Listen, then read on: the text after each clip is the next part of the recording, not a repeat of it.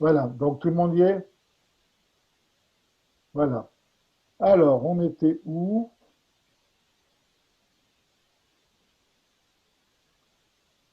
Hum,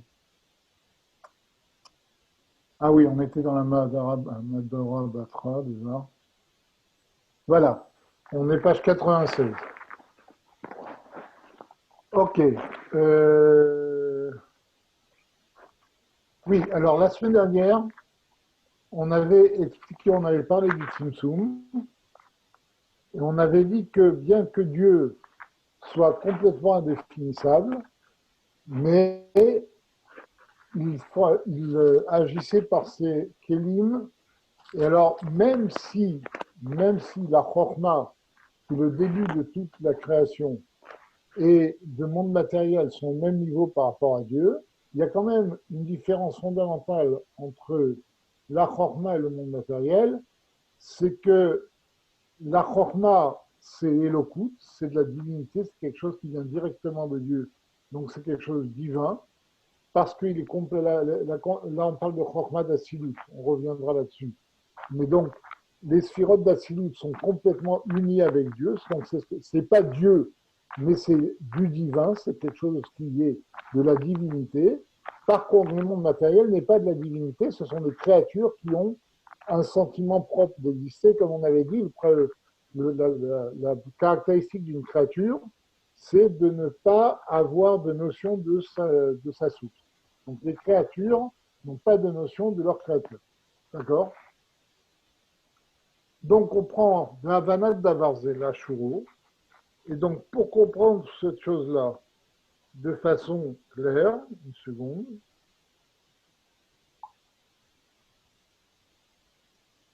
une petite seconde.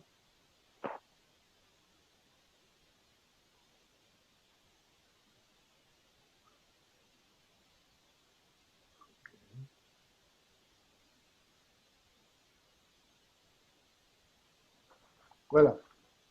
Ravanat Davarzela Shuro, pour comprendre cela de façon claire, Yuvan Alpi Mashe Anachnu Tzrechim Levaher, Atirut Sayamenti, Beinyan Istafut Ribu Yaninsaim Inaechad Aimet. Eh bien, pour le comprendre, on va d'abord expliquer on va répondre à une autre question. Il faut donner la vraie réponse sur la question qu'on avait posée précédemment, sur le fait qu'il y ait une multitude de branches d'existence qui proviennent de Dieu qui est unique, qui n'est pas seulement unique, mais qui est un, différencié, etc. Vous vous rappelez, c'est une question qu'on avait précédemment posée, qui a été posée par les Chokrim, etc. Comment de l'unique peut provenir une multitude de créatures? Donc, on avait donné une réponse, mais cette réponse n'était pas complète. Donc, c'est ça qu'il dit ici. Pour comprendre toute cette notion de divinité, de lien de Dieu avec le monde, etc., il faut d'abord comprendre de façon claire et donner la vraie réponse sur la provenance d'une multitude de créatures à partir de Dieu qui est unique et uniforme. Parce qu'a priori, il y a une question.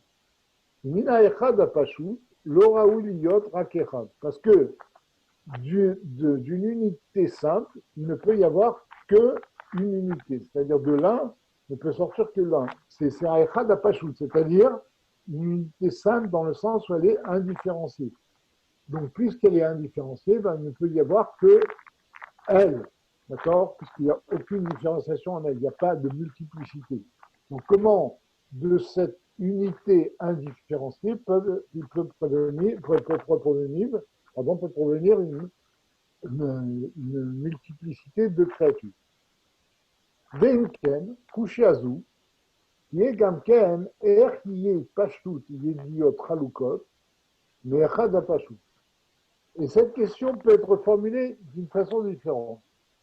Comment, à partir de l'unité indifférenciée, peut provenir une multitude de connaissances? Puisque nous avons dit, rappelez-vous la semaine dernière, que chaque créature a une connaissance par laquelle Dieu la connaît.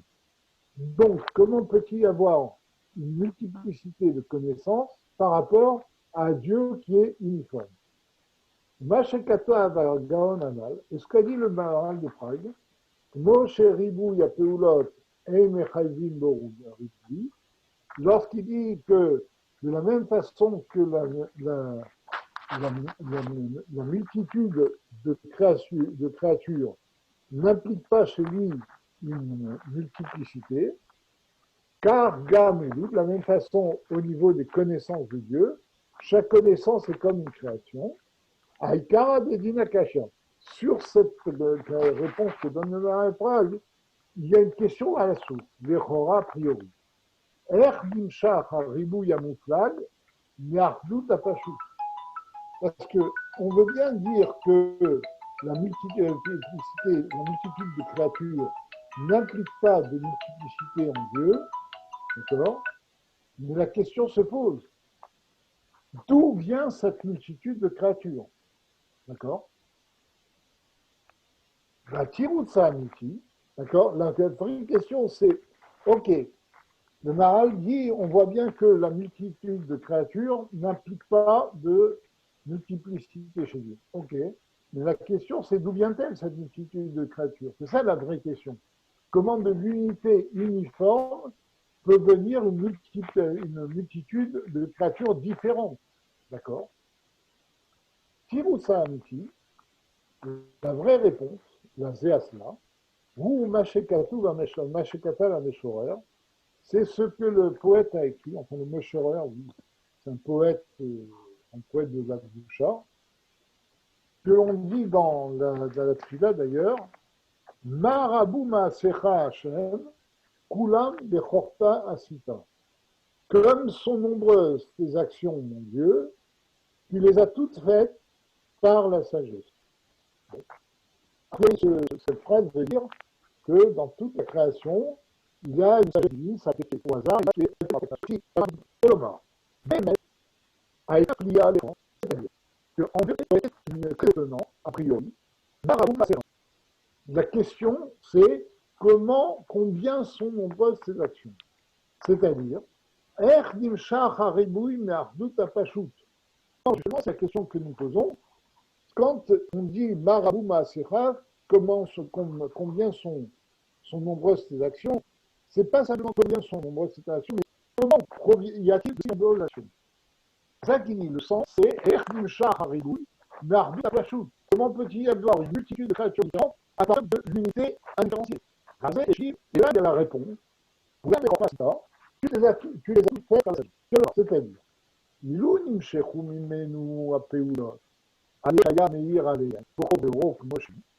c'est-à-dire, si les actions, c'est-à-dire si les créatures provenaient de lui, d'accord, par la lumière qui provient directement de Dieu, par sa force et sa lumière telle qu'elle est, c'est-à-dire une lumière et une force sans limite et indifférenciée, d'accord, là, il y aurait tout. Parce que de l'indifférencié et de l'unité parfaite, il ne peut produire qu'une unité. Aval Meret, en vérité, Bechorma Asita, la réponse, c'est que tu les as fait Bechorma avec Chorma. Qu'est-ce que ça veut dire?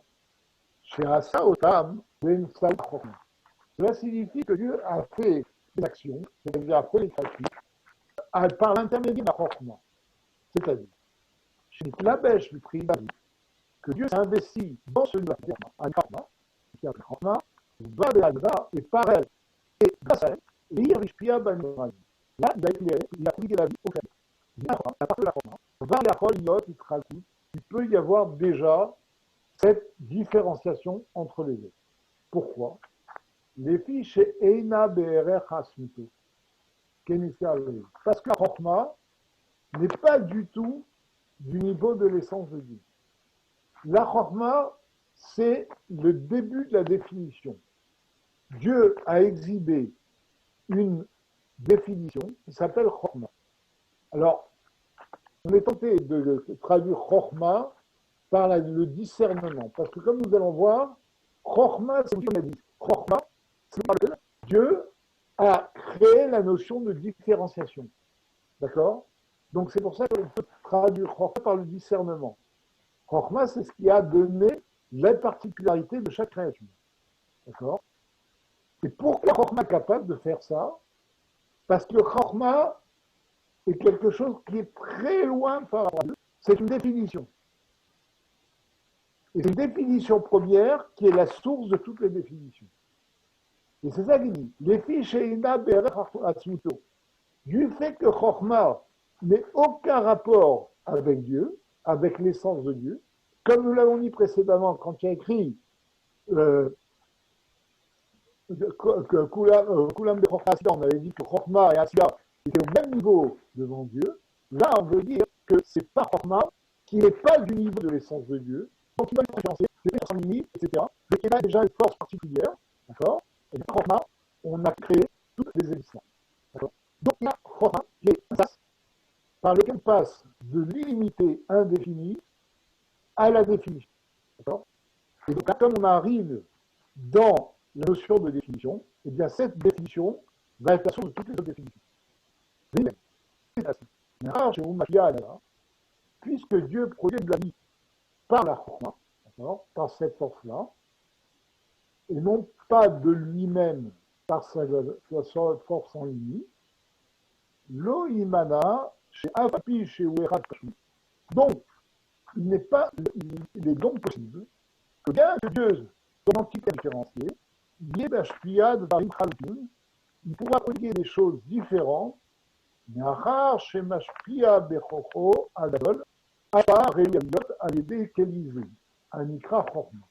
puisque la vie qu'il va prodiguer, qui provient de sa force très grande, qui est illimitée, eh bien, cette vie va transiter par cet outil qu'il a créé, qui s'appelle Chokhmah.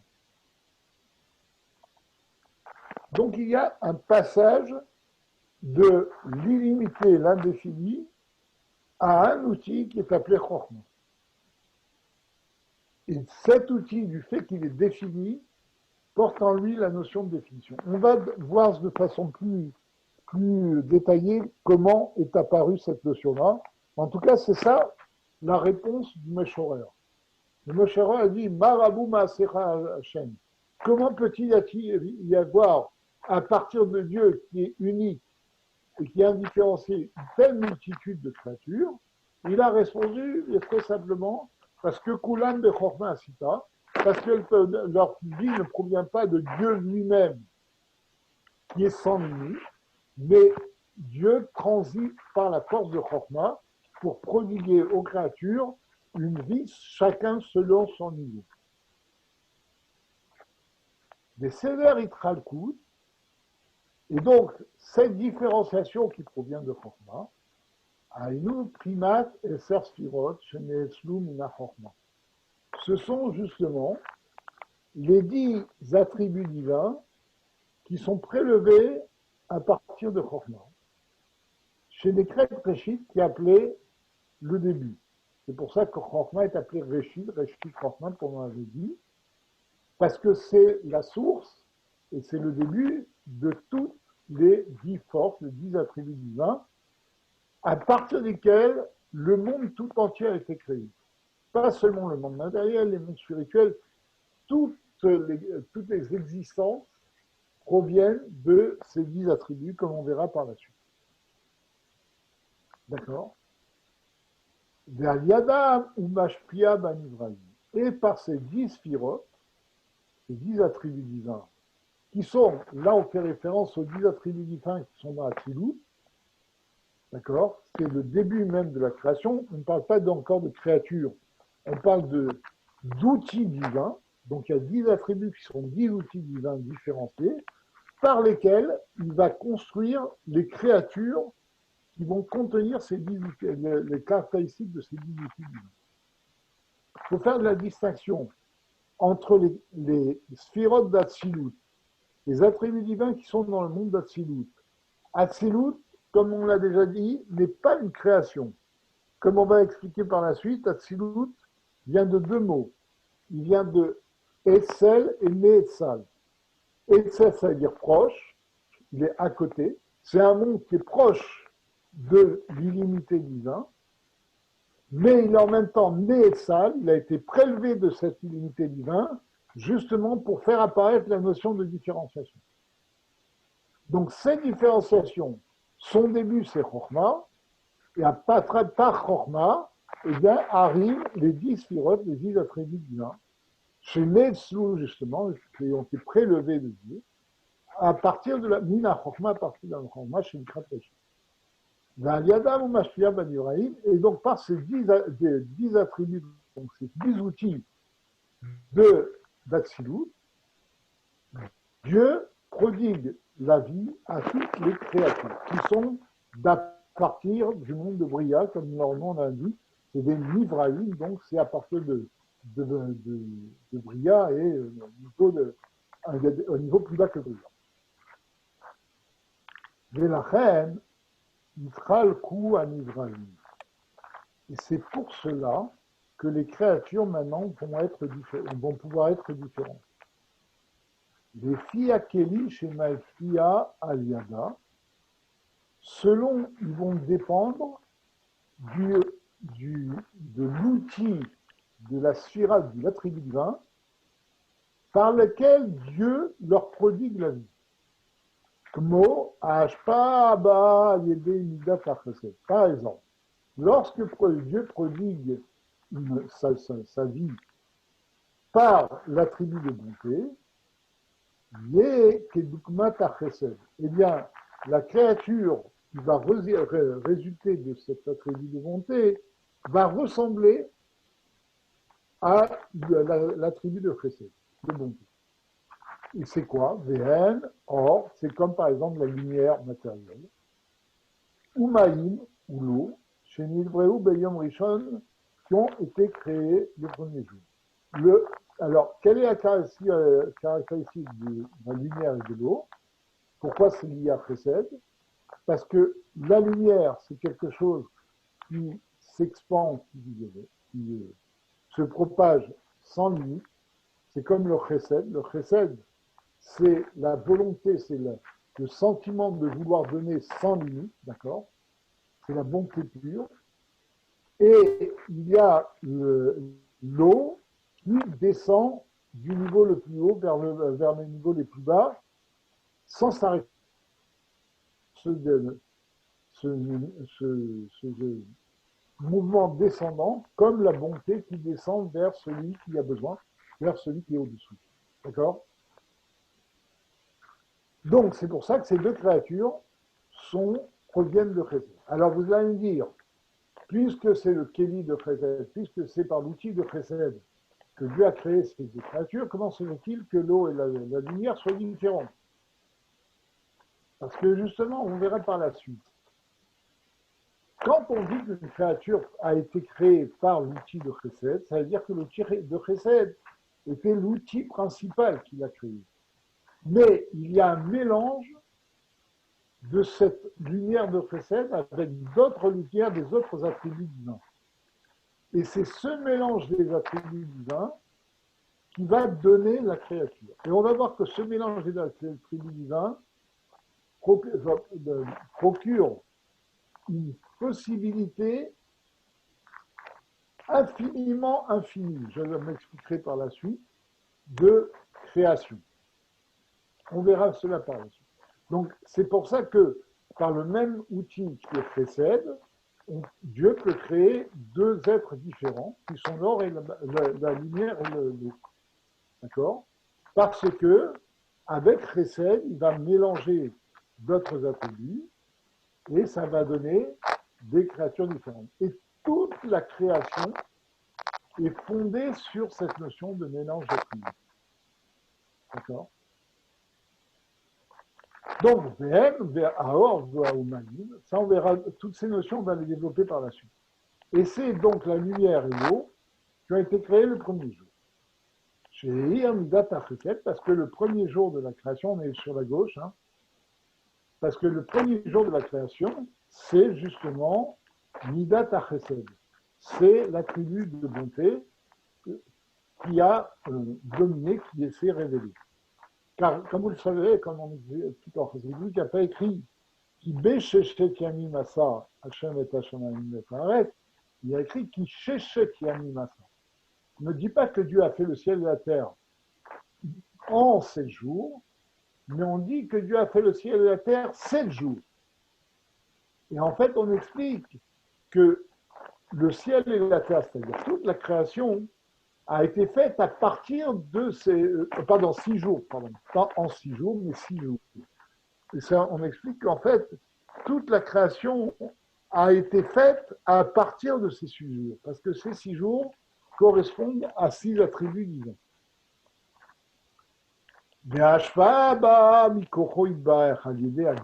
Maintenant, la vie qui provient de Dieu par sa force de rigueur,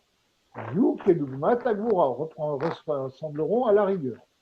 Vem Rakia, c'est le ciel qui a été séparé de la terre. Et il en va de même pour tous les attributs, comme on l'expliquera Hachem avec la Bible. Je lui dis qu'on va l'expliquer plus en détail par la suite. Donc, qu'est-ce qu'on vient de dire? On vient de dire que le fait qu'il y ait une multitude de créatures, à partir de Dieu qui est unique et indifférencié, serait une question. S'il y avait effectivement, si Dieu prodiguait effectivement cette vie aux créatures directement, parce que on aurait quelque chose d'illimité qui serait prodigué à des êtres limités, mais en fait, la vie que Dieu prodigue aux créatures provient de la sphira de Chesed qui engendre les 10 sphirotes, provient de la sphira de Chokhmah qui engendre les 10 attributs divins, les 10 attributs d'Atsilut, par lesquels Dieu va prodiguer la vie à toutes les créatures qui sont dans les mondes inférieurs à l'Atsilut. Et chaque créature aura la caractéristique de l'outil, de la sphira, de l'attribut par lequel elle est créée. Les Ribouyan Ibrahim et la multitude des créatures aiment Mikalelut Amidot Zumi. C'est ce qu'on me disait tout à l'heure.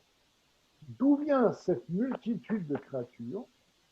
Quand on parle de multitude de créatures, il faut bien savoir, ce n'est pas simplement une multitude au niveau des définitions, mais vous savez que le Talmud, la Gemara nous dit qu'il n'y a pas 2 êtres dans le monde qui sont strictement identiques.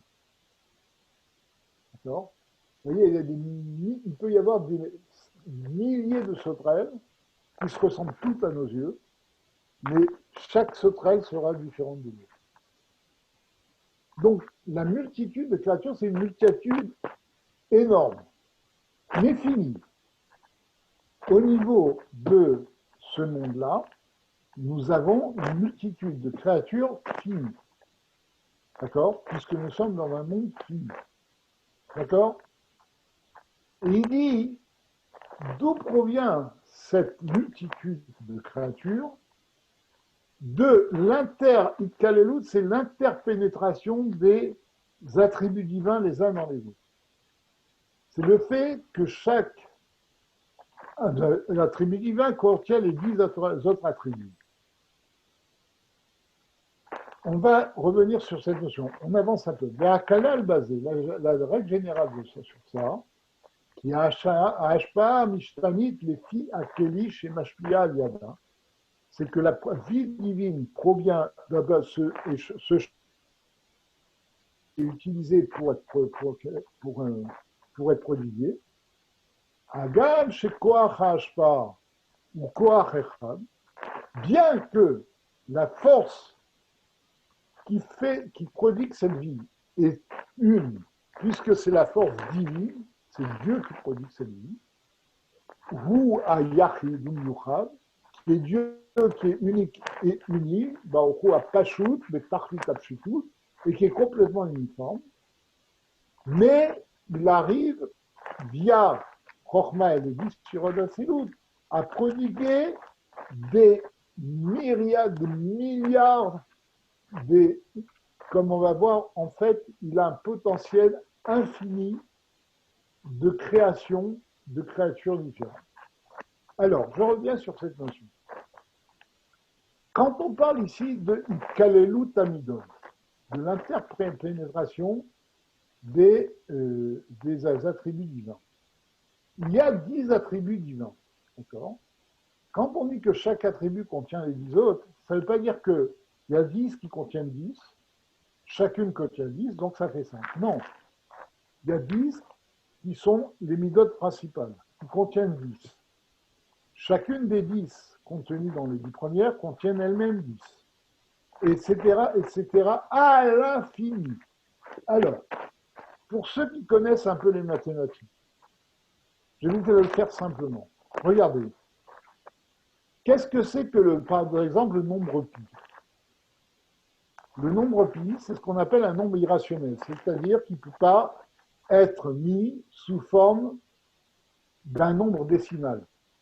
C'est un nombre qui a, après sa virgule, une infinité de chiffres. D'accord? Il en va de même pour tous les nombres réels. D'accord? Sauf certains nombres qui ont eu un nombre fini de chiffres, après la virgule, après des zéros. Par exemple, 0,25, 0,375, etc. Mais par exemple, un nombre comme pi, c'est 3,14, 15, 9, etc. Et c'est infini. Vous savez, dans le métro de Vienne, il y a un croisement qui est une sorte de place. Ils ont mis en haut sur le plafond les 1000 premières décimales de pi.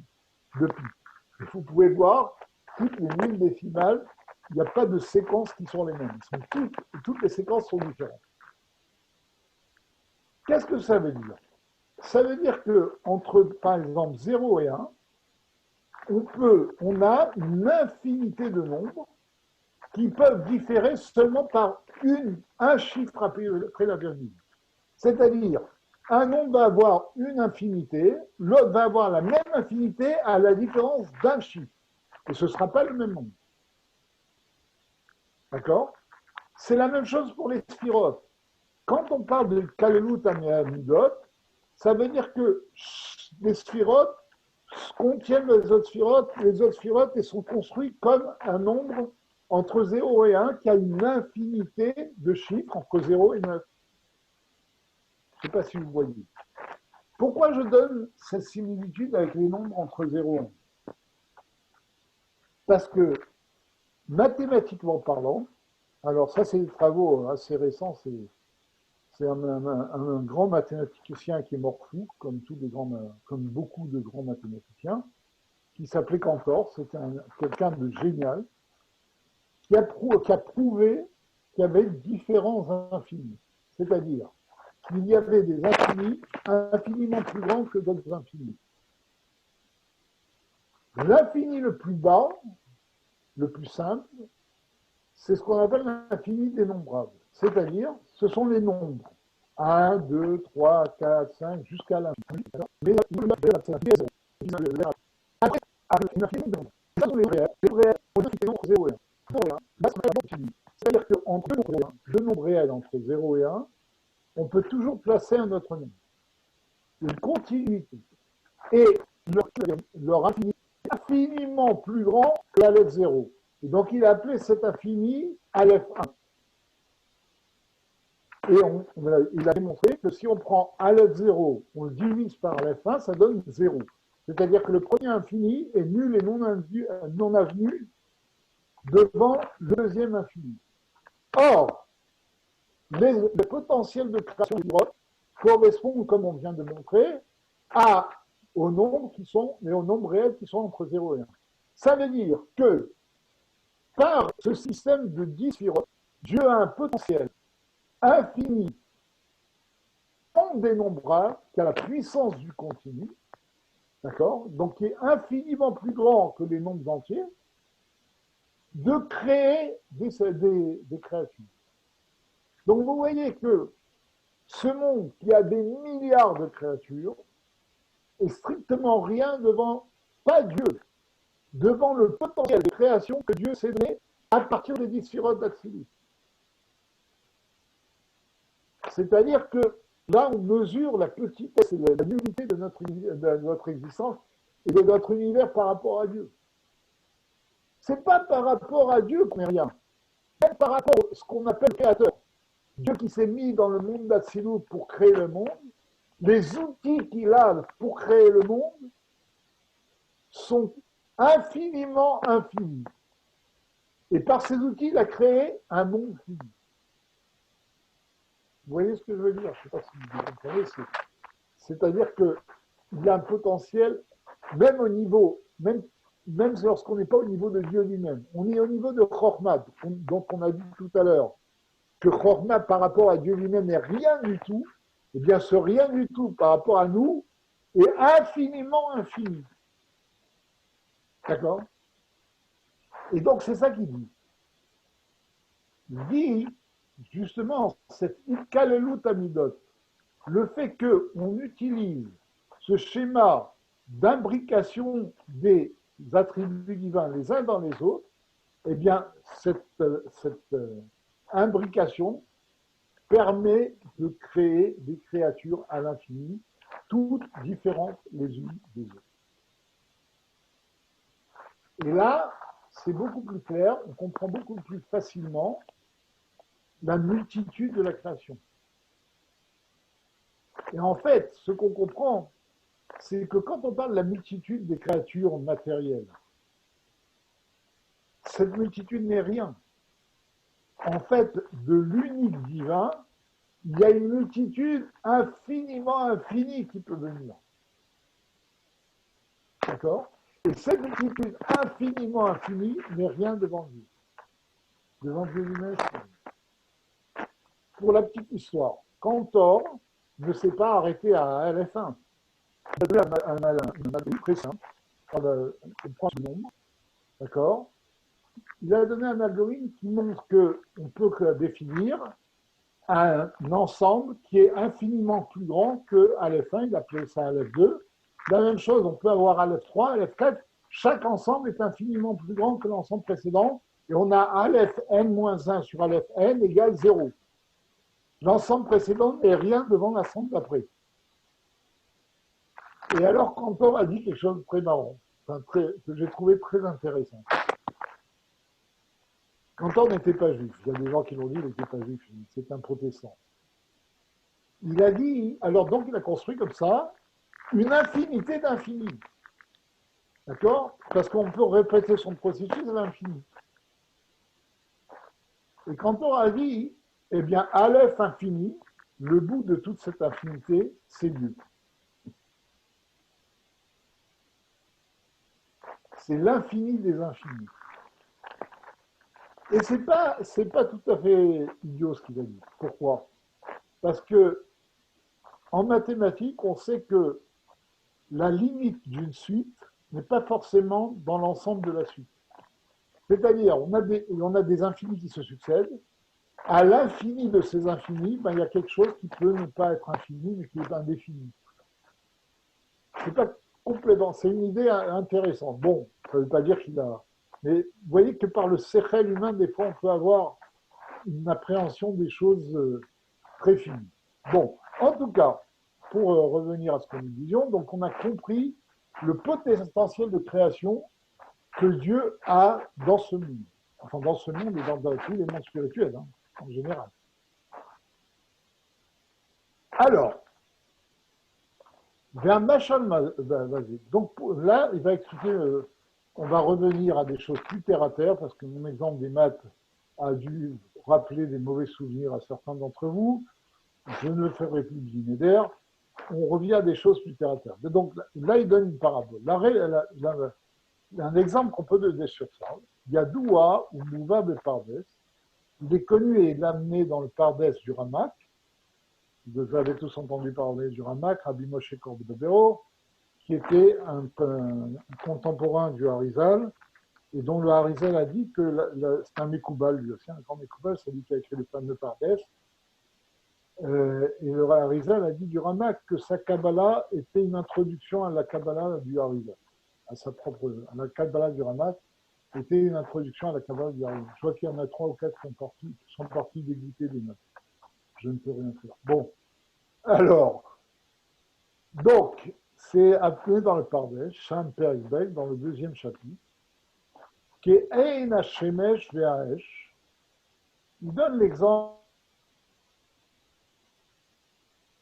du feu. Chez Bekoach Echad, chez Bo, parce que par la même force qui est dans le soleil et dans le feu, Veu Achom, qui est, ah tiens, tout le monde est revenu, je ne parle plus de maths, hein. Donc, Veu Achom, qui est la chaleur, vous m'attire à Shahava. Alors, la chaleur, qui est une seule force, eh bien, ça peut faire fondre la cire, la tire à Shahava, Vetakpid Abalach, et ça peut rendre solide quelque chose de liquide. D'accord? Ou tvachel, ça peut cuire. Vétisrov, et ça peut brûler. Vétachrir, ça peut rendre noir. Vétalbi, ça peut rendre blanc. Véchilou fatoulot aval. Donc vous voyez que la même force qui est la chaleur peut avoir différents effets. Donc ça c'est l'exemple qui est donné dans le Pardesh. Véchilou fatoulot aval ou mixat chilou vamekabim.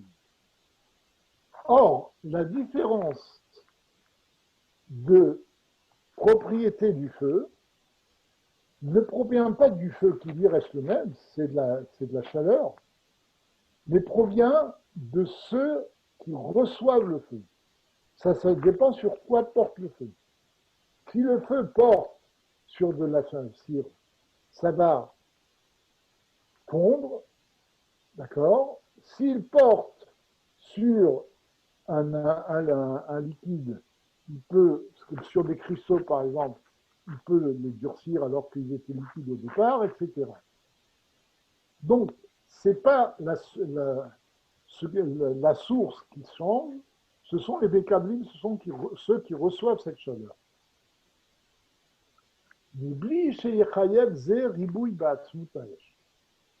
Mais, le fait que les effets du feu changent n'implique pas un changement dans le feu. C'est-à-dire que lorsque le feu blanchit quelque chose, ça ne devient pas un feu blanc, c'est le même feu. Lorsqu'il noircit, ça ne devient pas un feu noir, c'est le même feu, etc. Toutes les propriétés qui viennent du feu ne changent rien dans le feu.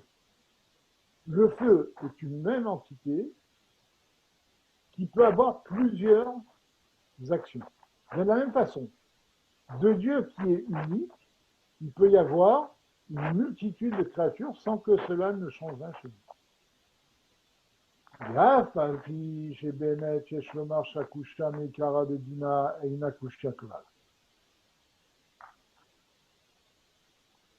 Alors, on va arrêter là parce que là c'est un nouveau sujet et on n'aura pas le temps de le traiter. Donc, si vous permettez, on va arrêter là. Ça va me donner le temps de faire une... Je suis désolé pour avoir écourté ce cours, mais Bezrat Hashem... Et Gary, il n'y a pas de problème. Hein. Bezrat Hashem, la semaine prochaine, on le fera à l'heure. En tout cas, bonne Iloula du Meltamouz, et on espère que le Rabbi va enfin obtenir ce qu'il a voulu pendant toute sa vie, c'est-à-dire la venue de Mashiach Tzidkenu, ceux du Meltamouz. Shavua Tov. Shavua Tov, merci beaucoup.